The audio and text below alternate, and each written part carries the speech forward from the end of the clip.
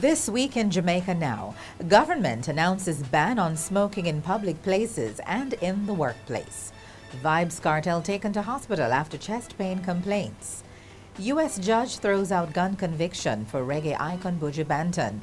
And Canadian High Commissioner to Jamaica wants ban on beef imports lifted. The details of these and other stories coming up after the break. Hey guys, thanks for joining us this week for all that's happening in lifestyle. I'm Garfine and this is Lifestyle Today. Hi Jamaica, it's Rashida. I'm here at the beautiful Tiki Beach here in Cayman Islands, and I'm here with the Gleaner hanging out and having a great time, and I hope you guys enjoy the shoot. Take care. Bye. I'm Heather Cummings and this is Jamaica Now. Health experts and some Jamaicans have come out in support of the government's ban on smoking in public spaces and in the workplace. Health Minister Dr. Fenton Ferguson announced the ban while speaking in Parliament this week. The ban will take effect on July 15. Under the regulation, smoking will be banned in all enclosed places, public transportation, workplaces, government buildings, health facilities, sports, athletics and recreational facilities, educational facilities and areas specifically used by children, as well as places of collective use such as bus stops. Persons in breach could be fined up to $500,000 or 6 months in prison.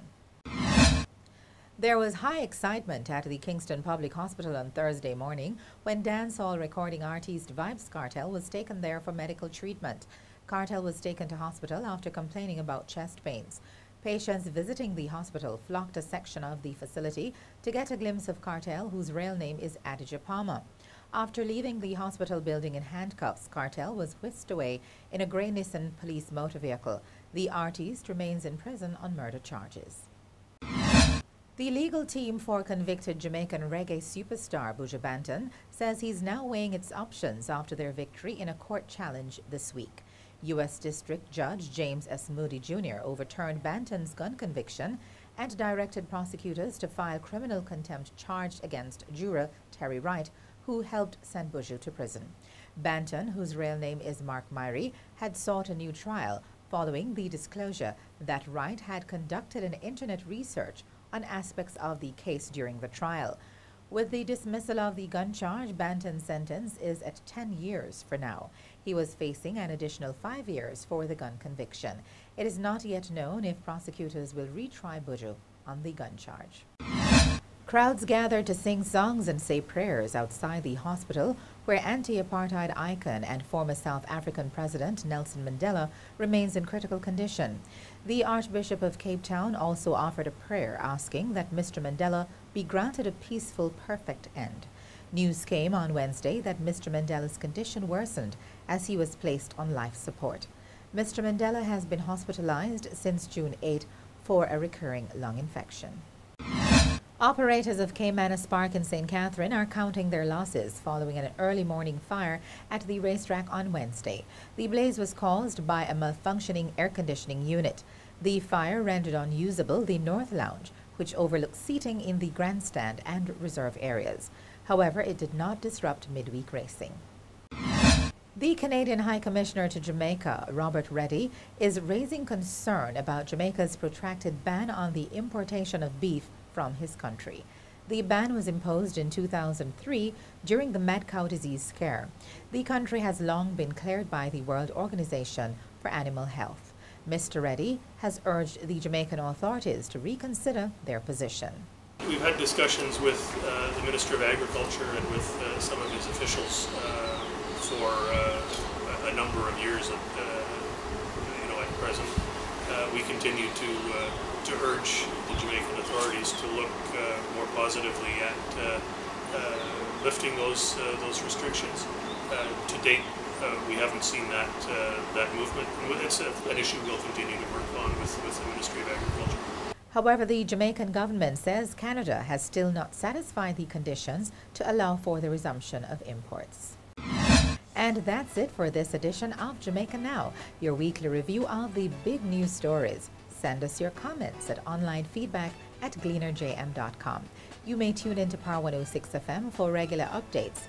Follow us on Twitter @Jamaica Gleaner and on Facebook @Gleaner Jamaica. I'm Heather Cummings, and as we go, we bring you the reactions of Jamaicans to the ban on smoking in public places and in the workplace.